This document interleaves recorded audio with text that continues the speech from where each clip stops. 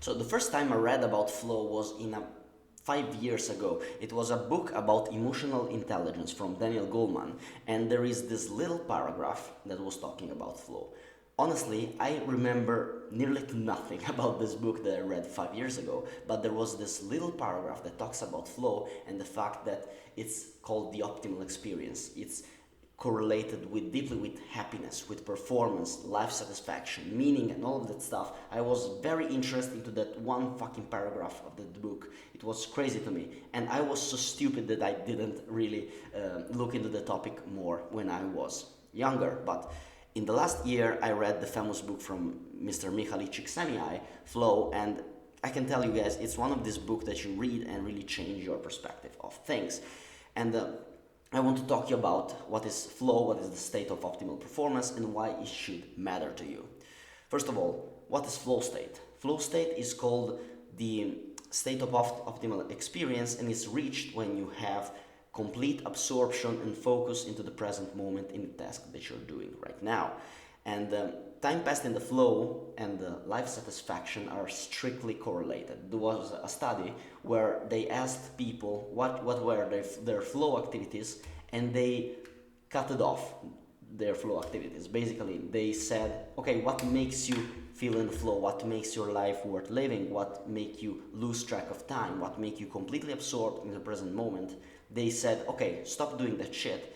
And people became, after 1 or 2 weeks of stopping experiencing flow in their day-to-day basis, to feel much more anxious, to feel much more depressed, and have a reduced sense of life satisfaction. So conversely, the more flow you have, the more satisfied you will be, the more happier you will be. And also flow is correlated with increased performance. So creativity and learning, which can improve from, I believe, 200 to 500% confronted to a normal state of consciousness. You can look that there are data about it. I don't want to cite it because I'm very lazy, but there is a lot of studies that show how creativity, learning, creative problem solving, also new possibilities are open during the flow state. Much increased performance is reached during flow state. For example, athletes during game are experiencing flow state. Painters are experiencing flow state when they are putting colors on a canvas. Writers when they are typing words on the keyboard. Coders when they are creating strings of code. All of these people are experiencing flow, but this is not something that is only for the top performance. Flow, in fact, is an universal experience. And you can experience flow. I can experience flow. Everyone can experience flow.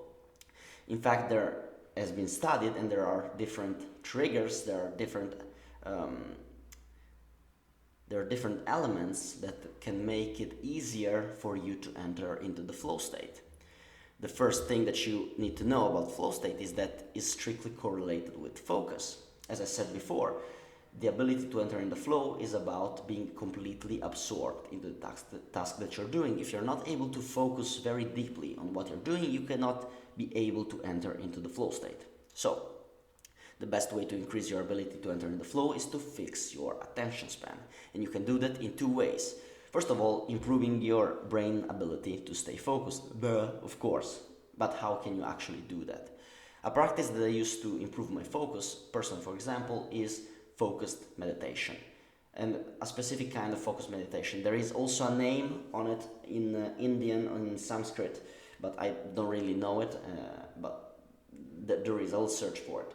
You basically sit down in a position and you look at the point in your space. Okay, for example, I'm looking right now at the camera I'm talking with, and you stay with your eyes fixed on the point that you have looked in the environment and try not to look away from it. Okay, you stare at the point for as much time as you can. When you find yourself looking away, you simply recenter yourself, your eyes to the point that you have chosen. Okay, do that 5 minutes a day, every day. The more you do that, the better it would be. This will cause some positive brain adaptation, improve your focus, will improve your mental well-being also, and your ability to enter into the flow state. So, This is the first method, which is improving your brain ability to focus, and the second would be reducing external distractions as much as possible. So, when you're doing your work task, hobbies, when you have projects or other stuff that you are doing, do you have your phone with you? Do you multitask? You do different things at the same time. These are very bad for you to enter into the flow. There was a study made on coders when they look at coders writing code, and after that they get distracted, after that they have changed task, it was required for them around 15 to 20 minutes to refocus and get back in the flow, if they were able to get back in the flow at all. So every time that you get distracted from what you're doing, you need around 15 to 20 minutes, it's a lot of time, to get into the flow, and it's not sure that you will be able to do that. Also because there is a little tax, let's say, that our brain pays every time that we have to change task. So when I'm, for example, recording and at the same time I'm trying to write some shit, every time that I change my focus from speaking to a camera or writing to a piece of paper, my brain loses some of its energy. And by losing some of its energy, it reduces my ability to focus and it reduces my ability to enter in the flow. So reduce your external distraction as much as possible. When you're sitting down to work, when you're sitting down to make your hobbies or to do whatever activity that you prefer, if you want to improve your ability to enter into the flow, don't multitask.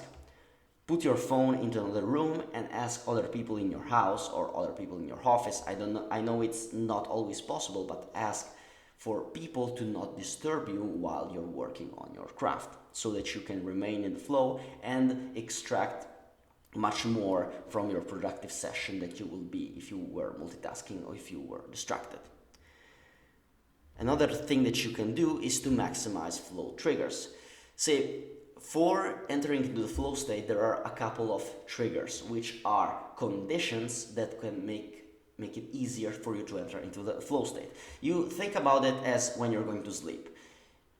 You're not deciding to sleep. You put yourself in the ideal conditions for you to enter into the sleep state. So you, for example, put your room temperature to a lower degrees, you have a warm blanket, you have a good mattress, you have a good pillow, whatever. You put all of these conditions and that make it easier for you to enter into the sleep state. For flow, it's the same. You have different conditions that make it easier for you to enter into the state of optimal experience.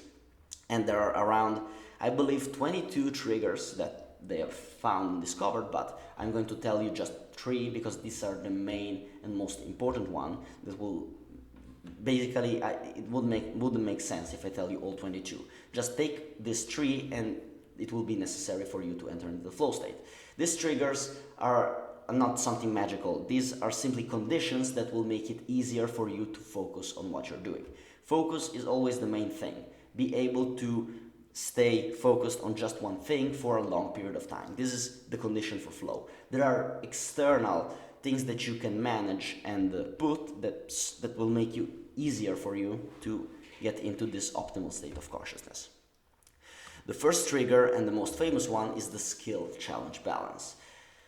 When you're performing a task that is overwhelming to you, that is too much difficult for your capabilities, you will become anxious. You become anxious, you ask yourself, oh, how the fuck can I do that? How is it so difficult? This is so complex, I'm not able to do that. You become self-conscious. You become anxious, self-conscious, and your focus, instead of going to the task that you're performing, is now going to the thoughts that you have in your head. So you become anxious and you get out of the flow zone. Conversely, if the task is too easy, you become bored. And when you become bored, your mind starts to wander. You start to asking yourself, oh, what will I eat for dinner? Maybe Sarah has responded to my messages, and all of that different crap that cross your mind. You start to wonder because there is nothing difficult enough for you to focus completely. But when you have a balance between the challenge that is required for you from the environment and your abilities to face this challenge, then you channel yourself into the flow completely. So you gotta choose a task that is challenging enough, but is also manageable. Okay, this is the main trigger. And how can you balance challenge and skill? Well, it depends a lot about what is the task that you're performing. But generally speaking, you can increase the complexity of the task. So you try to make it more difficult, more complex about what you're doing. For example, for me, I am trying to recording videos. I believe in the flow right now because I'm very focused about what I'm doing and what I'm saying.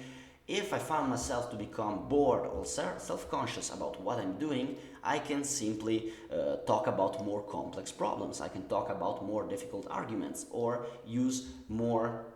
talk about more difficult problems, or I have many ideas to increase the complexity of my task.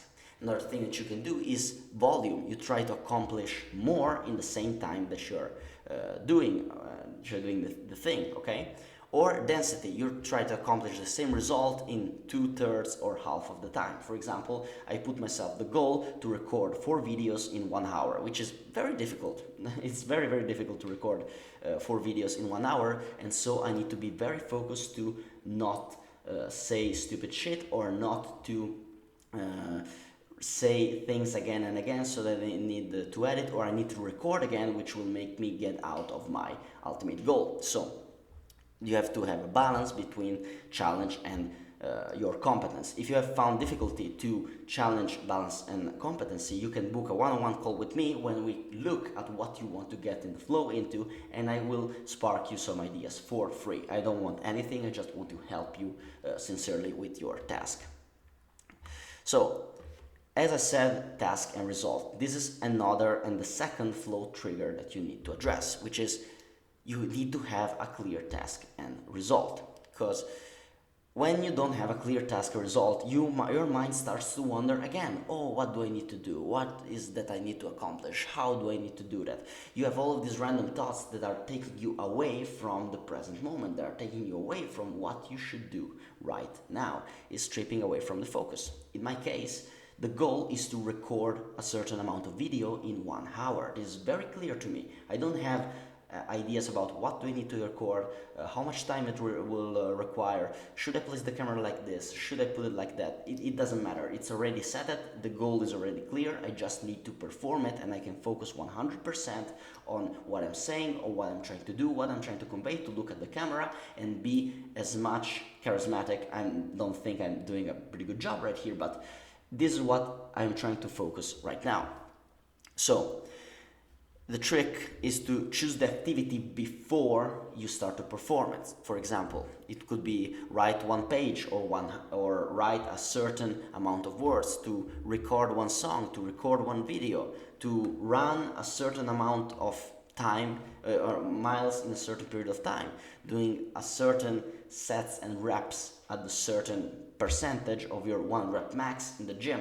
You can apply that to everything, nearly everything. Okay? You have to have a clear task that you don't have to think about when you're sitting to perform it. The third would be immediate feedback. So this is a tricky one, because immediate feedback is a signal that gives you an information whether you're getting closer or farther from the goal that you set yourself for your flow session. So, for example, in video games are very good because video games are structured to keep you in the flow state. Everything in a video game, if you think about it, is made to trigger the flow state. In video games, when you defeat enemies, you get experience points. You get XP that you can use to improve your character. Or you get some form of reward.